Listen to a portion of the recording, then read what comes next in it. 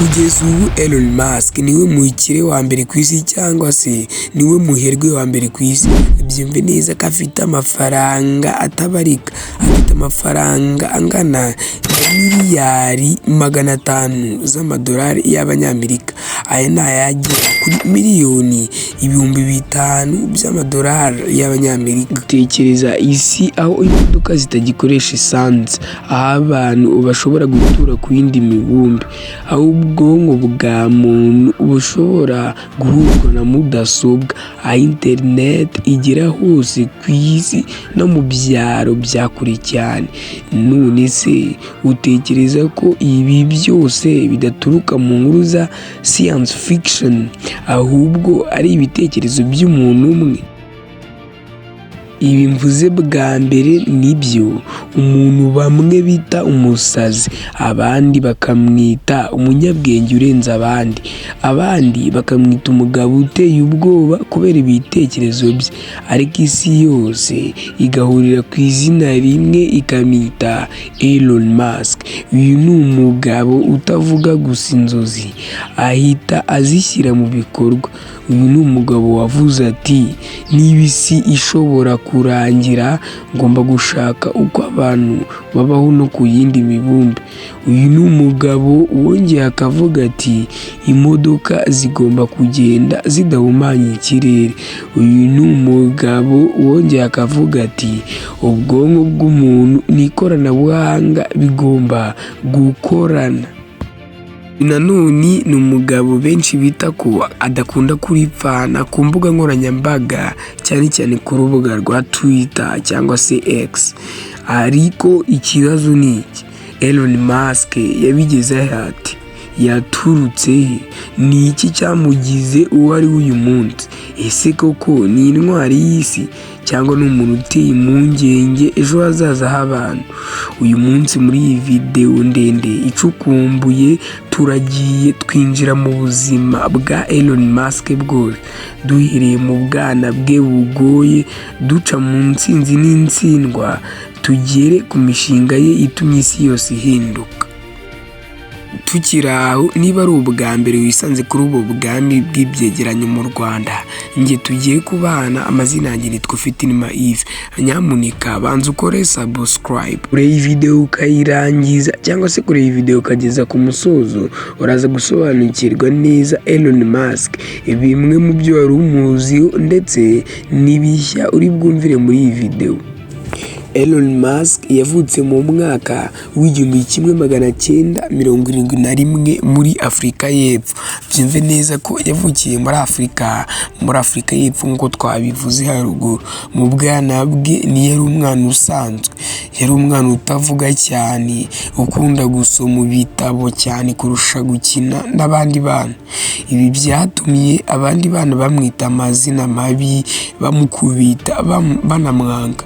Hari igihe yigeze gukubitwa bikomeye ku ishuri ku buryo byamusigiye ibibazo by'igihe kirekire, ariko mu gihe abandi babonaga umwana udasanzwe, muri we harimo umunyabwenge ukomeye cyane. Ku myaka 12 gusa, Elon Musk yakoze game ya mudasobwa ayita Blastar, arayigurisha abona amafaranga ye ya mbere. Icyo gihe nta muntu wari uzi ko uyu mwana azahindura isi yose mu myaka mike yari igiye kuza. Elon Musk yaje gufata icyemezo gikomeye, kuva muri Afurika y'Epfo ajya muri Amerika, igihugu yabonagamo amahirwe yo kuzuza inzozi ze. Gusa ahangaha yahuriye n'ibibazo bitatu byari bimugoye. Ibi ni ugukora imirimo ivunanye, kuba adafite amafaranga ahagije ndetse no kuryama habonye.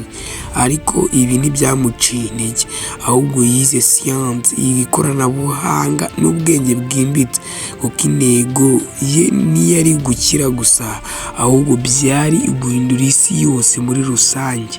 Elon Musk ni umwe mu bashinze ikigo cyaje kuvamo PayPal, uburyo bwo kohereza amafaranga hifashishijwe internet.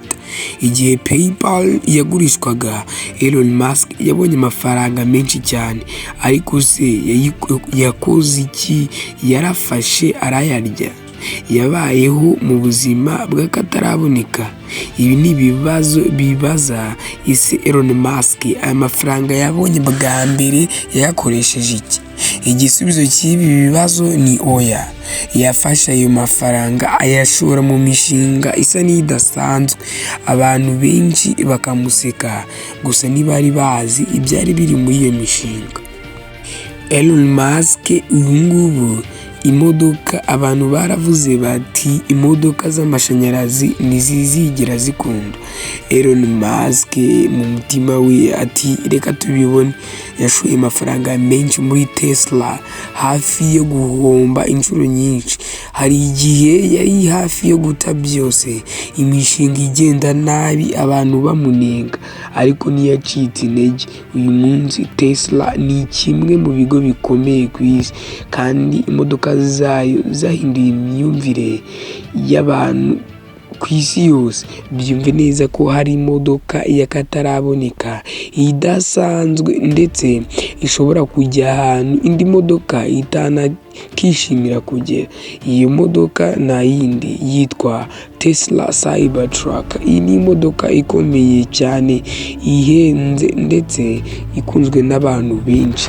Ibi byose byavuye kuri Elon Musk. Gusa ibyo byose Elon Musk yavuze ikintu cyateye benshi kumuseka. Aravuga ati abantu bagomba gutura kuri Mars.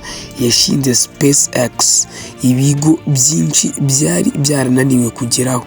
Rockets ze zagiye ziturika, abantu bamuseka, itangazamakuru rikamwibasira, ariko ntiyacitse intege. Uyu munsi SpaceX niyo itwara ibyogajuru bya NASA, ikigo gikuru cy'Abanyamerika. Ikaba ifite intego yo kujyanayo abantu kuri Mars. Ibi ngibi rwose abantu bakaba bakibiseka, gusa twese turacyategereje ese abantu bazatangira kujyana kuri Mars cyangwa se bizagenda bite?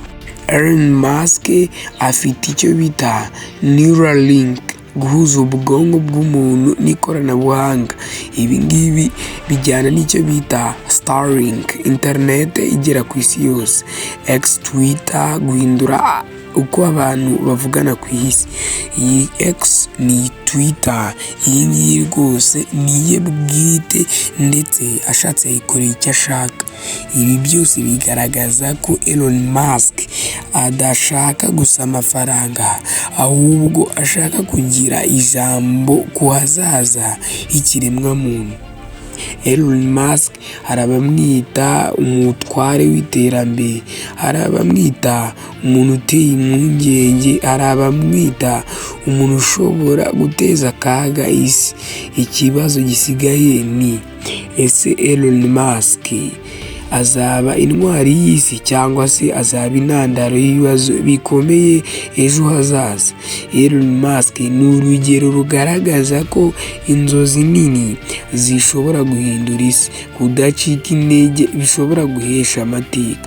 Gutinyuka gutekereza ibitandukanye bishobora kugutandukanya n'abandi, ariko inkuru ye ntirarangira. Ejo hazaza haracyari mu biganza bye. None se wowe ubitekerezaho iki? Elon Musk ni intwari cyangwa ni akaga ku isi? Andika igitekerezo cyawe muri comments, ukande like kandi wiyandikishe ukore subscribe niba ushaka kubana natwe mu biganiro by'ibi mwiza. Nge twabanye, amazina yanjye nitwa Ufitinema Yves.